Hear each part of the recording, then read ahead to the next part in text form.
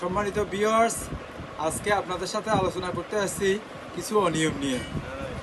আমাদের বাজার সহ বিভিন্ন বাজারে দেখি যে সম্মানিত ব্যবসায়ী ভাইরা ও মাছ দোকান থেকে মাছ নিয়ে আসে, বলে যে আমার দোকান থেকে নিস।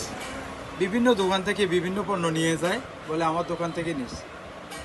তারপরে কিছু ভদ্রলোক মনে করেন যে হাই ক্লাস ভদ্রলোক যারা, এরা রিক্সাতে একবারে চিকনটার উপর বড় মোটাটা দিই উঠি বসে নামে গজে পরে দেব। এবার আসেন সেলুনের ক্ষেত্রে।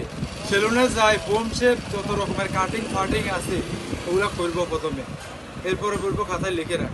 কিন্তু এ কথা বিবেকে নাই যে এই যে 3 শ্রেণীর কথা বললাম, এছাড়া আরও অসংখ্য অনিয়ম পর্যায়ক্রমে এই অনিয়মগুলো আপনাদের মধ্যে নিয়ে আসবো। কিন্তু চিন্তা করি দেখেন এরা কোনটা কোটিপতির ছেলে? যারা মাছ বিক্রি করে একই কোটিপতির ছেলে, যে রিক্সা চালার একই কোটিপতির ছেলে, না যে সেলুনে কাজ করে এই কোটিপতির ছেলে। আপনি যে হুট করে নিয়ে বলতেছেন আমার দোকান থেকে নিস, সে আসি জিজ্ঞেস করে ধারে ধারে, ভাই আপনি কি মাছ নিয়ে আসছেন? তো আমি বলি যে না, আমি তো মাছ নিয়ে আসিনি। আরে দোকানদারে জিজ্ঞেস করে, আর দোকানদার করে, কারণ ওই যে জেলে ও সমস্ত দোকানদারেরা চেনে না। 300-400 দোকান, আমাদের বাজারে 400 দোকান। এরকম এই অনিয়ম শুধু আমাদের বাজারে না, পুরা দেশেই অনিয়ম। তো এই যে দেখেন ও খুঁজে পাইতেছে না, ওরা টাকাটাই পেলো না, কেমনে পাইবো? সে তো মাছ বিক্রি করতে করতে দুপুরে গেছে, এরই মাঝে দোকানদার চলে গেছে বাড়িতে। তো কেন আপনি টাকা নিয়ে যেতে পারেন নাই? আচ্ছা, এইগুলো এক। ওই রিক্সার ড্রাইভার, উনি তো ওই হ্যামবাবুর কাছে টাকা খুঁজতে পারে না। উনি গরিবের ছেলে, টাকা খুঁজলে ওতে কান বেড়ায় দুটা দিব।